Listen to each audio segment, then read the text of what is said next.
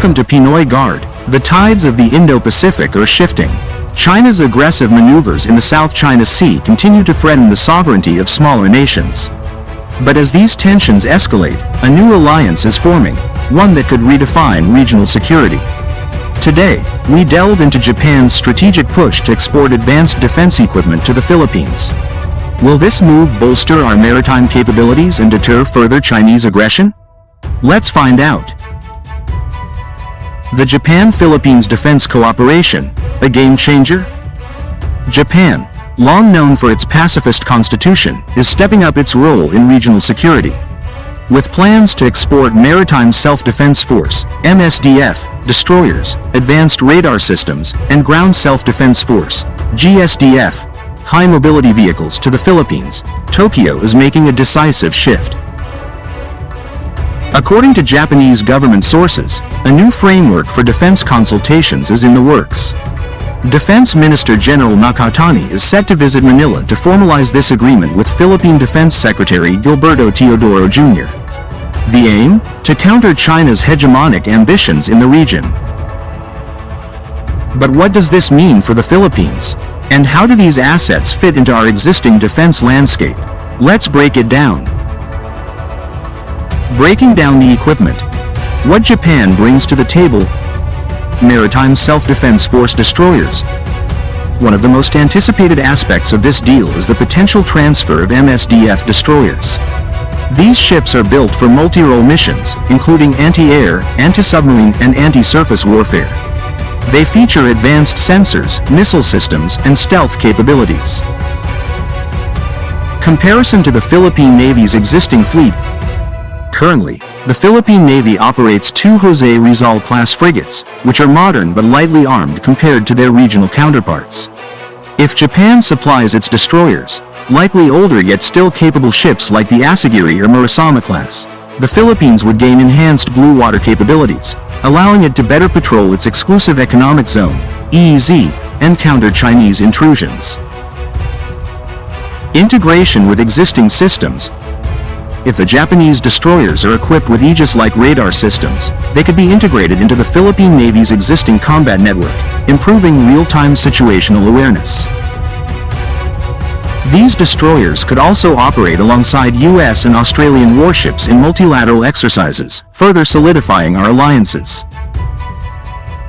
Advanced radar systems. Japan's radars, known for their precision and range, would provide the Philippines with a significant surveillance boost. These systems could be deployed on strategic islands and naval bases to track incoming threats, including Chinese vessels and aircraft violating our airspace. Battlefield simulation. Imagine a scenario where a Chinese Coast Guard vessel aggressively enters Philippine waters near Pag-asa Island. With advanced Japanese radar systems, our Navy can detect the intrusion earlier, deploy an immediate response, and coordinate actions with allies in real time. This reduces response delays, a critical factor in maritime security. GSDF high-mobility vehicles. For ground forces, Japan's high-mobility vehicles would enhance the Philippine Army and Marines' rapid deployment capabilities. These vehicles are designed for harsh terrain, ideal for securing remote coastal areas and reinforcing island garrisons in case of conflict.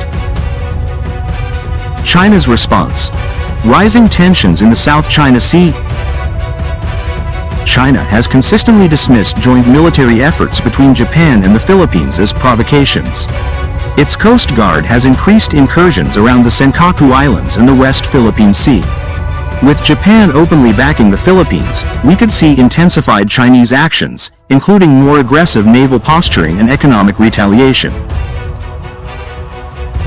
Potential Chinese countermeasures. Increased deployment of maritime militia vessels near Philippine outposts. Economic sanctions or reduced trade with Manila. Diplomatic pressure to dissuade Japan from further military assistance. But history has shown that standing alone against a superpower like China is a losing strategy. With Japan's backing, the Philippines gains not only military hardware but also a powerful political ally in the region. Financial implications. How much will this cost? Defense acquisitions come at a price, and Japan's export of defense equipment is no exception. While specific figures are yet to be disclosed, let's analyze potential costs. MSDF destroyers. A second-hand Marisama-class destroyer could cost anywhere from 10 billion pesos to 20 billion pesos, including refurbishment. Advanced radar systems. A full-scale radar network could range between 5 billion pesos to 10 billion pesos, depending on integration costs. GSDF vehicles. Each unit could cost 10 million pesos to 20 million pesos, with total procurement depending on quantity. However, Japan's financial support mechanisms, such as official development assistance, ODA, and concessional loans, may ease the burden. Unlike Western arms deals, Tokyo's approach is likely to include favorable financing terms, making the acquisition more feasible for the Philippine government. Strategic and tactical benefits. What's in it for the Philippines? Improved maritime deterrence. Japanese destroyers would enhance our ability to patrol contested waters and challenge Chinese intrusions. Stronger surveillance and early warning systems. Advanced radars would improve our ability to detect and track threats, enhancing coastal security. Faster ground force mobilization. High mobility vehicles would allow rapid response to potential flashpoints, including contested islands. Enhanced military cooperation. Joint training with Japanese forces would increase interoperability and combat readiness. What's next? The road ahead for Japan-Philippines defense ties. The upcoming agreement between Manila and Tokyo will likely lay the groundwork for deeper defense cooperation. With the Reciprocal Access Agreement, RAA, in the pipeline, joint military exercises will become more frequent, strengthening operational compatibility between the Philippine Armed Forces and Japan's self-defense forces. As tensions in the South China Sea escalate, securing strong allies is no longer an option, it's a necessity. Japan's willingness to share its defense technology and resources signals a new chapter in Philippine defense strategy. With these advancements, the Philippines moves closer to achieving credible deterrence against external threats. The seas are restless, and the tides of geopolitics are shifting. As the Philippines and Japan forge stronger defense ties, we edge closer to securing our maritime sovereignty.